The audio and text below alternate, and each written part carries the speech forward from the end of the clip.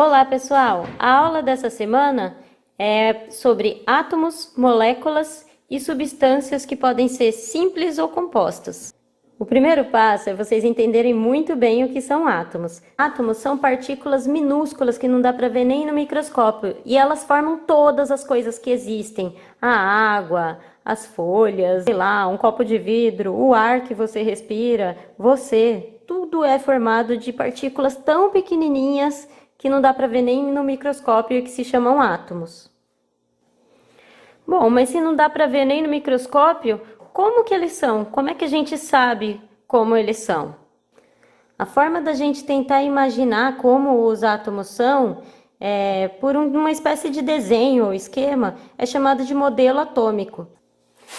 O primeiro cientista a propor um modelo atômico foi Dalton, em 1808. Ele imaginava que os átomos eram bolinhas durinhas e elas eram maciças, ou seja, todas cheias de matéria. Esse modelo ficou conhecido, por causa disso, como bola de bilhar, porque os átomos pareceriam realmente bolas maciças e pesadas.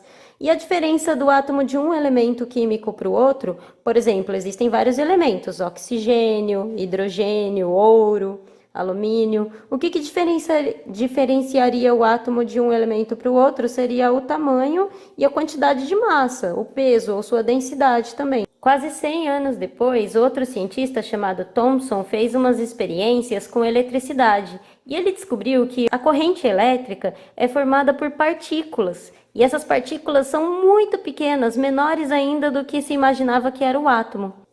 Por causa dessa descoberta, o Thomson concluiu que essas partículas muito pequenininhas estavam grudadas nos átomos. Os átomos eram bolinhas, maciças também, que nem as de Dalton, mas elas não eram uma coisa só. Elas tinham incrustadas nelas partículas de carga negativa.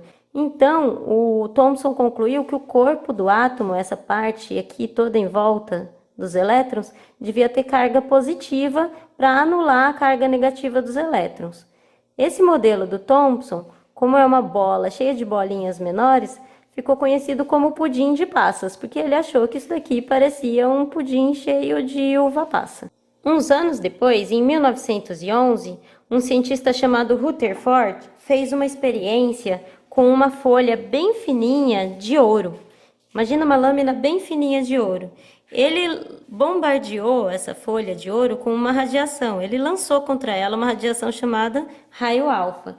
E ele imaginou que essa radiação ou atravessaria toda ou seria toda refletida. E isso poderia dar um indicativo de qual era a forma do átomo. Aconteceu que 99% da radiação atravessou a folha de ouro, como se não fosse nada. E 1%, menos de 1%, bateu e voltou, ricocheteou. Muito pouquinho foi refletido. Se você fosse o Rutherford e tivesse feito essa experiência, você imaginaria que os átomos da folha de ouro são durinhos como bolas de bilhar ou que eles têm espaços vazios por onde a radiação poderia atravessar? Se você pensou como Rutherford, ele pensou que o átomo tinha que ter mais de 99% do espaço dele, do tamanho dele, de espaço vazio para a radiação conseguir atravessar. Então ele imaginou que o núcleo do átomo era maciço e em volta desse núcleo que estariam circulando aquelas partículas de carga negativa que se chamam elétrons. Aposto que você já viu essa imagem em algum lugar, não é? Um pouco após isso, um outro cientista descobriu que o núcleo, além dessa partícula de carga positiva, também tinha partículas sem carga, que eram neutras. Então, assim ficou definido que o átomo tinha um núcleo com partículas positivas, que se chamavam prótons, e também partículas neutras, que se chamavam nêutrons. E em volta do núcleo circulavam partículas de carga negativa, chamadas elétrons. Esse modelo do Rutherford ainda foi aprimorado por um outro cientista que se chamava Bohr. Ele descobriu que os elétrons estavam circulando em volta do núcleo em camadas de energia. Alguns circulavam mais próximos e outros circulavam mais longe. E esse modelo ficou conhecido como modelo planetário, porque ele lembra um sistema solar com os planetas orbitando ao redor do Sol. Então, com esse modelo, a gente consegue explicar todas as reações químicas que acontecem. E o que diferencia os átomos dos diferentes elementos químicos? O número de prótons que ele tem no núcleo. Porque se ele tem um próton no núcleo, em volta ele vai ter circulando um elétron. Porque o átomo sempre quer ficar neutro, ele vai querer ter a mesma carga positiva e negativa. Esse átomo menorzinho que tem só um próton no meio, é o átomo de hidrogênio. Eu tenho um átomo com 2 prótons no núcleo e 2 elétrons circulando em volta, é o átomo de hélio. 3 prótons no núcleo é o átomo de lítio. Esse número que aparece em cima do nome do elemento, da sigla, é o número de prótons que ele tem no núcleo. Então, vocês podem ver que a gente tem desde elementos com um próton apenas, que é o de hidrogênio, até com 118 prótons. Esses são todos os elementos que se conhecem na natureza e também criados artificialmente pelo homem, e eles estão agrupados nessa tabela que se chama tabela periódica. O nome do elemento vem escrito embaixo, né? Por exemplo, aqui, ó, hidrogênio. E em cima é o símbolo dele, que normalmente é uma letra maiúscula ou uma maiúscula e uma minúscula. O hidrogênio é um H maiúsculo e o berílio é um B maiúsculo com um E minúsculo. Ok, vocês já sabem um pouco o que são átomos. E agora, o que são moléculas? As moléculas são grupinhos aglomeradinhos de átomos. Os átomos gostam de se juntar em grupinhos. E cada grupinho diferente, cada tipo de molécula que existe é uma substância diferente. Olha, aqui eu representei a molécula de água com bolinhas. Claro que você não vai ter que fazer aquele desenho super complicado do átomo cheio de círculos em volta. Você pode simplesmente representar o átomo de hidrogênio como uma bolinha e o átomo de oxigênio como uma bolinha diferente.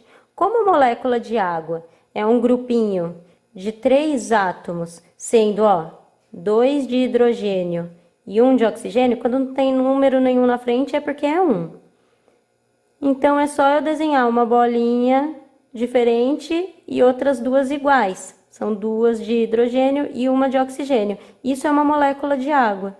Por que esses átomos estão grudadinhos uns nos outros? Porque eles compartilham, eles emprestam elétrons uns para os outros. Você já ouviu falar que o ar que a gente respira, ele não é uma substância pura, ele é uma mistura de substâncias, né? Uma mistura homogênea? Tem vários gases misturados aqui no ar que a gente respira.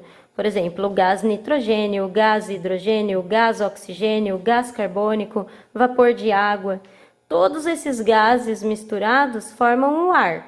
E às vezes até algum pum também que alguém soltou. Aqui eu coloquei uma legenda.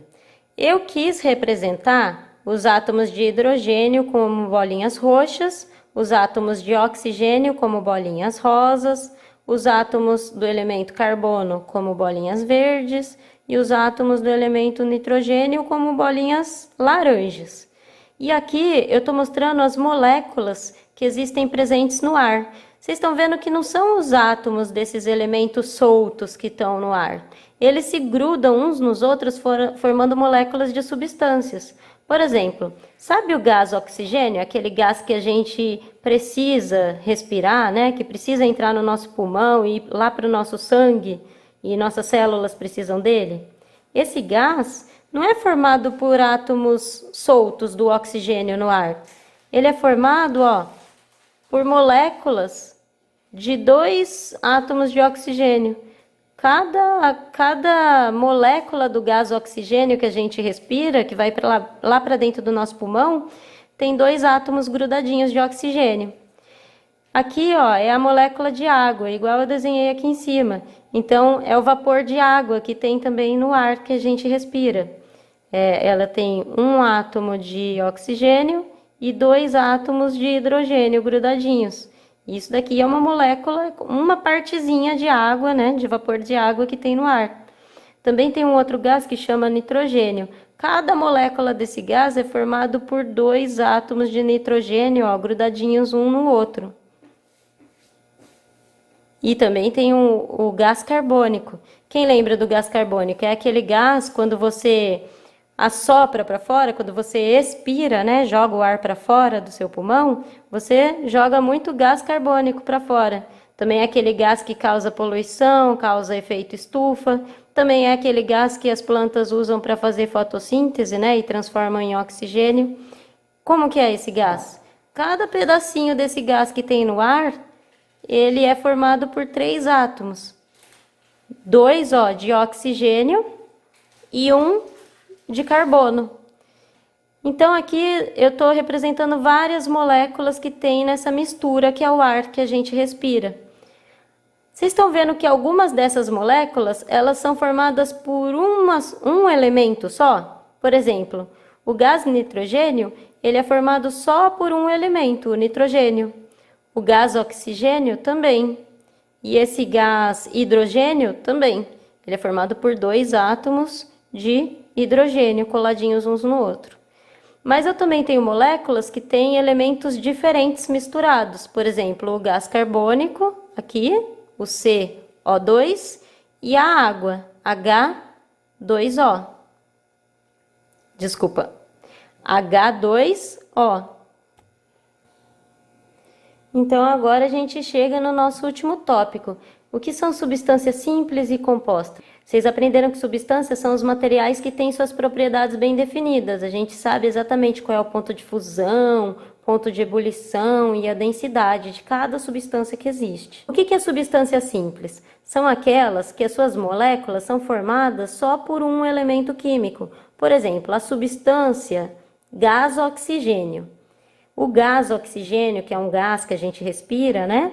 Ele tem todas as suas moléculas formadas por 2 átomos de oxigênio grudadinhos um no outro. Ó, tem uma molécula aqui, uma molécula aqui. E essas 2 moléculas são da mesma substância. Já as substâncias compostas, elas são formadas por elementos químicos diferentes juntos na mesma molécula. Por exemplo, a molécula de gás carbônico, ela é formada por um átomo de carbono, que é esse verdinho, na minha representação, e 2 átomos de oxigênio, que são os rosinhas. A substância não precisa estar toda junta no mesmo lugar. Suas moléculas podem estar espalhadas, por exemplo, no ar ou numa mistura qualquer. Isso daqui é uma mistura de gases. E isso daqui também é uma mistura de gases. Só que aqui eu tenho misturado só gases que são substâncias simples e aqui eu tenho misturado só gases que são substâncias compostas. O ar que a gente respira, ele é uma mistura de todos eles. Então, o ar que a gente respira tem substâncias simples e substâncias compostas, todas misturadas. Lembra que a gente estava falando de substância simples e composta? Tanto a substância simples quanto a substância composta, elas podem estar puras se elas não estão misturadas com mais nada.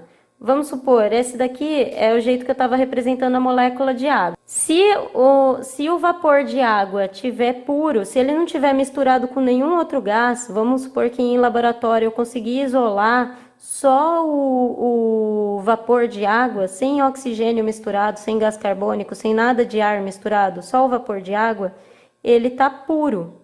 Significa que ele não está misturado com nada. Então, o contrário de substância pura é quando está misturado com outra coisa. Aqui, ó, eu tenho 2 átomos de hidrogênio, é o gás hidrogênio, e aqui é o gás nitrogênio. São 2 substâncias diferentes. Por quê? Porque suas moléculas são diferentes. Uma substância, como a água, tem todas as suas moléculas iguais. Se eu representei a molécula de água assim, eu tenho que representar todas as moléculas de água igualzinho, H2O. Se eu representei a molécula do gás hidrogênio assim, ó, 2 átomos roxo, eu não posso representar como 2 átomos azuis. Se eu representei como 2 átomos azuis, eu estou deixando a pessoa entender que isso é uma substância diferente, formada por um elemento diferente. Então, aqui, ó, eu tenho 2 substâncias diferentes. Isso daqui é uma mistura. Os átomos são partículas muito pequenas que constituem as substâncias, né? Eles são representados normalmente por bolinhas, mas vocês já viram lá naquela história como é que são os átomos de verdade. Eles têm um núcleo durinho, né, com cargas positivas, em volta circulam as cargas negativas, que são os elétrons. mas na maioria dos exercícios que vocês forem ver, eles vão estar representados por bolinhas. As moléculas são aglomeradinhos, conjuntinhos de átomos. Quando os átomos estão grudados uns nos outros, eles formam moléculas. Cada substância que existe no mundo tem todas suas moléculas iguais. Substância simples é aquela que é formada só por um elemento. O que é elemento? É o tipo do átomo, lembra? Carbono, hidrogênio, oxigênio. Então, se na representação você estiver vendo duas bolinhas iguaizinhas, ou 3 ou 4, porque as moléculas podem ter diferentes tamanhos, mas se forem feitas só por bolinhas iguaizinhas, por átomos idênticos, é uma substância simples. Se as moléculas que você estiver vendo são formadas por átomos diferentes, por elementos diferentes, que nem aqui nesse caso, a substância é composta. As misturas é quando eu tenho mais de uma substância misturada. Lembra que uma substância tem todas as suas moléculas iguais? Aqui, as moléculas são todas iguais? Não, aqui eu tenho moléculas que são de 2 átomos laranja e moléculas que são de 2 átomos azuis. Então, isso é uma mistura. Tem só substâncias simples, né? Mas é uma mistura. Aqui eu tenho uma substância composta, ó, misturada com uma substância simples. É uma mistura também. E se vocês pegarem uma prova muito maldosa, que não será a minha, prometo, mas alguém que gosta de fazer uma prova muito chata, pode até te dar uma questão assim, ó. Aqui eu tenho só átomos iguais, tá vendo? São todos do mesmo elemento, são todos rosinha, do mesmo tamanho. Mas algumas moléculas têm 2 átomos e algumas moléculas têm 3. Isso poderia ser, por exemplo, o gás oxigênio, que ele é formado, que as moléculas dele são formadas por 2 átomos de oxigênio, e o gás ozônio, sabe aquele gás lá da camada de ozônio? Ele é formado por moléculas que cada uma delas tem 3 átomos de oxigênio grudadas. Essa substância aqui é diferente dessa substância, então eu tenho 2 substâncias diferentes, é uma mistura também. Não importa que tem só o mesmo átomo, como as moléculas são diferentes, tenho substâncias diferentes aqui misturadas, ok? Bom, pessoal, eu sei que esse assunto é meio difícil, né? Para quem está começando agora, é tudo muito novo, muito nome diferente, mas eu tô aqui para tirar todas as dúvidas. Não deixem de me procurar, me mandar mensagem, mandar as perguntas, que eu ajudo vocês, beleza? Respondam aí as questões no caderno e bons estudos!